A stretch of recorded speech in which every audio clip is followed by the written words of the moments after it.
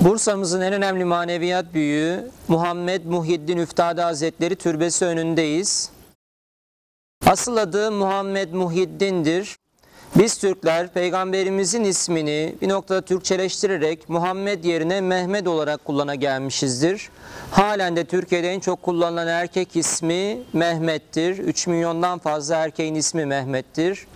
Ve Muhammed Muhyiddin Üftade Hazretleri 1490 ila 1580 yılları arasında yaşamıştır.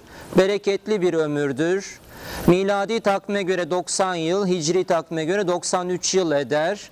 Osmanlı yükselme devrinin şahididir. 5 padişah devresi yapar. Fatih'in oğlu 2. Bayezid devrinde doğmuş. Yavuz Sultan Selim devrini görmüş. Kanuni Sultan Süleyman devrinin 46 yılına şahit bulunmuş. 2. Selim devrini yaşamış. 3. Murat devrinin ilk yıllarında vefat etmiş demektir.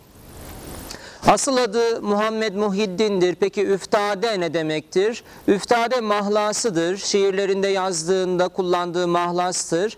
Ve bu lakabı alması ile ilgili şöyle bir rivayet anlatılır. Çeşitli camilerde imamlık, müezzinlik görevleri ifa etmiştir. Meccanen, yani karşılıksız olarak bu görevleri yerine getirmiştir. Gençlik yıllarında Ulu Cami'de 18 yıl kadar müezzinlik yaptığını bilmekteyiz. Ama o ne güzel müezzinmiş. O ezan okuduğu zaman halk dikkat kesilirmiş. Vakit gelse de o ezan okusa diye insanlar beklermiş. Öyle güzel içli ve hisli ezanlar okurmuş ki insanların camiye akınına vesile olurmuş. İşte Bursa'da bir camide görev yaparken cami mütevellisi der ki bu gence hizmetleri karşılığında bir maaş bağlayalım. Israrla bir maaşı kabul ettirirler. O maaşı aldığı günün gecesinde hocası Hızır Dede diye bir zattan bir ikaz, bir itap, bir uyarı alır. Sen makamından üftade oldun şeklindedir ikaz. Üftade Farsça bir tabirdir. Düştün anlamına gelir. Makamından düştün. Ve düşünür Muhammed Muhyiddin, hocam niye böyle bir ikazda bulundu? O aldığı maaşa yorar, bundan sonra ya almaz ya aldığını talebelerine dağıtır, hayır hasenat hizmetlerinde kullanır. Peki biz ona üftade derken o makamından düştü anlamında mı söylüyoruz? Hayır, üftadenin bir diğer anlamı aşık ve düşkündür. Biz ona Hazreti Üftade derken o Cenab-ı Hakk'a aşık, Cenab-ı Hakk'a çok düşkün biriydi anlamında söyleyebiliriz. Üftade Hazretleri evliliğini geciktirmiş, kendini dini hizmetlere vakfetmek için uzun bir müddet evlenmemiş. Tabi annesi bir an önce evlensin, çoluk çocuğa karışsın arzu eder ve bir hadisenin Üftade Hazretleri'nin evliliğinde etkili olduğu anlatılır. O da şudur: bir yatsı namazı sonrası evine doğru giderken, bir mezarlık yanından geçerken bir sarhoş yolunu keser ve yakasına yapışır. Ey hoca, gel şu mezarlıkta benim babam yatıyor, ona Kur'an oku, dua et der. Bu hadise Üftade Hazretleri'ni düşündürür. Demek ki bir evlat ne olursa olsun arkadan babasına, atasına, dedesine hayır hasenat yapıp yaptırabiliyor. O halde evlenmek ve hayırlı bir nesil yetiştirmek gerektir diyor. Evlenmiş ve çok hayırlı bir nesil yetiştirmiştir. Oğullarının, torunlarının her biri şeyhtir, ermiştir, evliyadır, kutup mertebesinde insanlardır. Silsilesi günümüze kadar gelmiştir. Günümüzde dahi onun soyundan yaşayan güzel insanlar vardır. Türbe içerisinde 19 sanduka vardır, Üftade Hazretleri ve yakınlarına ait. Yalnız çok önemli bir torunu şurada avluda küçük bir mezarlık içerisinde medfundur. Üftade'nin torunu Kutup İbrahim Sadık Efendi yazar. O niye avluda gömülü diye baktığımızda edeb örneği bir vasiyeti karşımıza çıkar. Mübarek şöyle vasiyet etmiş: benim mezarımda bile babamın ve dedemin yanında ayaklarımı uzatarak yatırmayın, beni avluya gömün demiştir. Bu vasiyet gereği avluya gömülmüştür. Böyle bir hassasiyet gözetilmiştir. Üftade Hazretleri'nin Celvetiye tarikatının piri olduğunu bilmekteyiz. Celvet halk içerisinde hakla beraber olmak demektir. Halvet, uzlet, tenhada, kenarda, köşede Cenab-ı Hakk'a ibadet edilerek ona yaklaşma yolu aranır da işin zor kısmı halkın içerisinde olup çarşıda pazarda bulunup da Cenab-ı Hakk'a yakın olabilmektir. Celvetilik böyle bir yoldur ve bunun piri Hazreti Üftade'dir. Celvetilik tarikatını Anadolu'da ve Balkanlarda yayacak olan Üftade Hazretlerinin talebesi, İstanbul Üsküdar'da türbesi bulunan Aziz Mahmud Hüdayi Hazretleridir. Aziz Mahmud Hüdayi Bursa kadısı iken Üftade'ye talebe olmuştur. Kadı hakimdir, yargıçtır, kaymakam statüsü olan önemli bir devlet adamıdır, ilçe yöneticisidir ve Kadı Mahmud'a bir gün bir dava gelir. Bir kadın kocasından şikayetçi olur. Şikayeti ilginçtir. Kocam yalan söylüyor. Yalan söyleyen biriyle evli kalamam ben der. Nedir yalanı? Birkaç gün içerisinde hacca gidip geldiğini iddia ediyor. Şu eskici Mehmet'i de kendine şahit gösteriyor.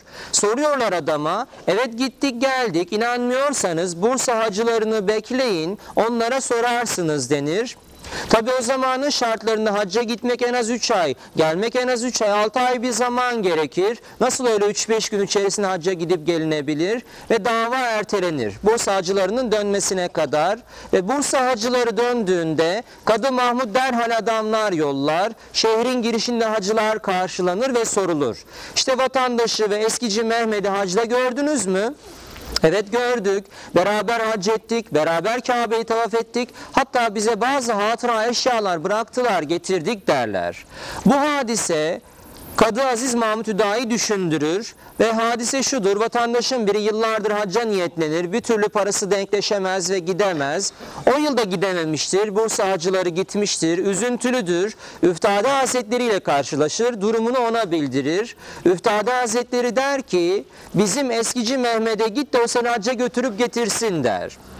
Eskici Mehmet de yine Bursa'nın evliyalarından bir zattır. Çarşıda, Ulu Cami yakınında küçük bir dükkanı varmış ve mübarek vakit namazlarını Kabe'de kılarmış.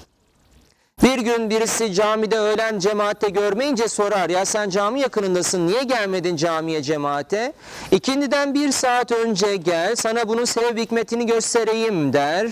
O gelen kişiye dükkanında bir perde, perdenin arkasına geçildiğinde anında Kabe'deler. Kabe'de namazları kılıp geliyorlar, daha burada ezan okunmuyor, öyle bir haldir. İşte hacca gitmeyi çok isteyen bu vatandaşı eskici Mehmet de keramet üzere tayyi mekan kerameti ile hacca götürüp getirmiştir. Bu hadise sonrasında Kadı Mahmud eskici Mehmet'e talebe olmak ister. Fakat eskici Mehmet de der ki, senin irfanın, eğitimin bende değildir. Sen Üftade Hazretlerine talebe olacaksın der. Üftade Hazretleri'nin Uludağ'ın eteklerinde bir tekkesi, bir dergahı vardır. Ervah-ı Aliye'nin, yüce ruhların toplandığı yer der Üftade Hazretleri orası için. Üftade tekkesine doğru Kadı Mahmud atına binmiş, kaftanını giymiş, şatafatlı, gururlu da o esnada ilerler.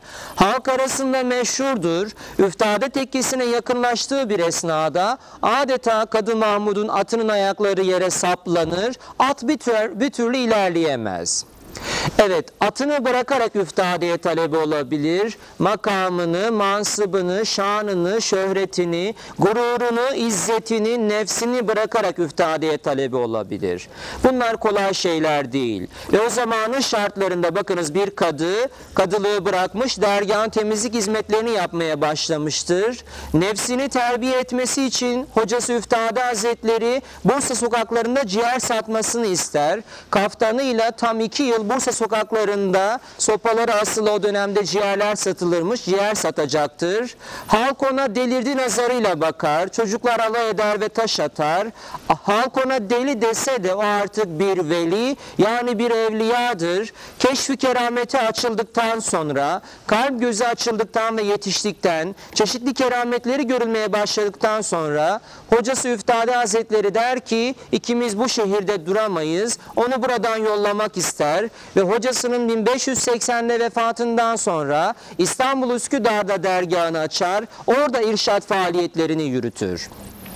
Maneviyata önem veren tarihçiler der ki, Kadı Aziz Mahmud Hüdayi Bursa'dan İstanbul'a geçince ancak manevi başkent o zaman İstanbul olabildi. O zamana kadar manevi başkent hala Bursa'ydı.